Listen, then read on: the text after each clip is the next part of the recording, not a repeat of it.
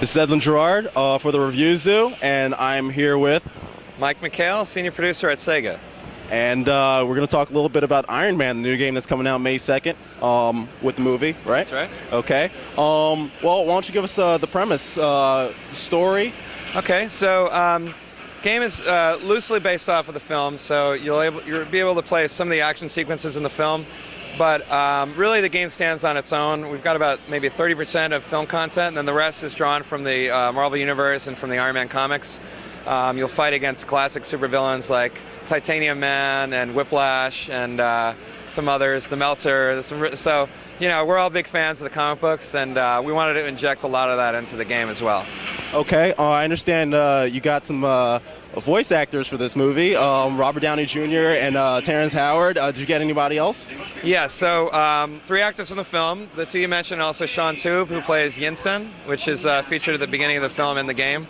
And we had a great time. You know, Robert and Terrence Howard in the studio were really fun. Helped direct the session, and it was awesome. They're really nice guys and extremely talented. So, you know, it was great to be able to work with them in the game. I'm looking at this game right now. It looks absolutely amazing. I mean, how hard it was to push the graphics. I mean, it's going to be on both systems, right? 360. It's actually out on 7 platforms. And what we did was there's 3 completely different games because we really didn't want to compromise on the next-gen version of the game.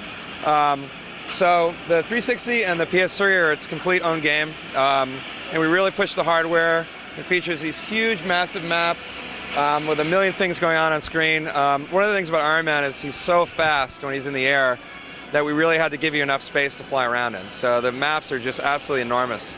And then on PS2 and the Wii and the PSP, we've kind of closed things in a little bit because you can't quite do such expansive maps and so on, but we have you running indoors and kind of interacting with things in different ways.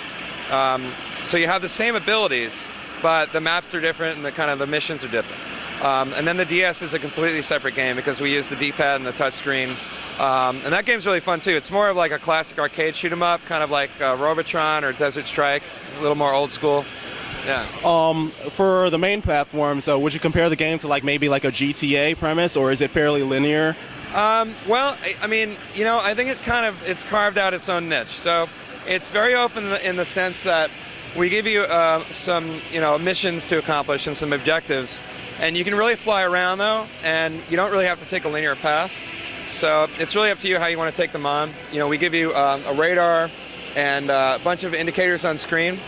And, you know, so we make sure that you always know what you're doing in the game, but you really can kind of fly around and, you know, as you saw as you were playing earlier, you know, you can fly anywhere you want and kind of take on things that, you know, how you want to. So in that respect, it definitely is very open. And each mission actually has a completely different map. So every mission has this huge map to deal with, and the missions are quite varied.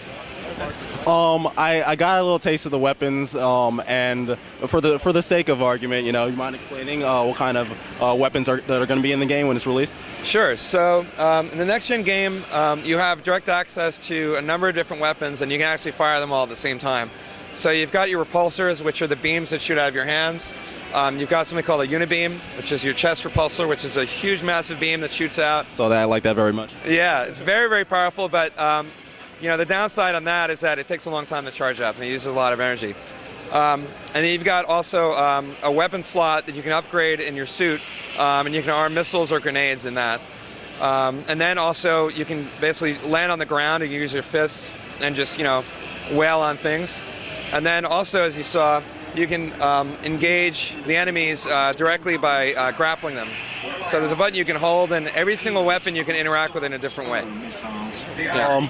Okay, and it's going to be out today, the demo, right? Right, so Xbox Live, the demo went up today. You can download this actual mission, and then the game comes out the same day as the movie, which is May 2nd, for 360, PS3, the Wii, the PS2, the PSP, PC, and the DS.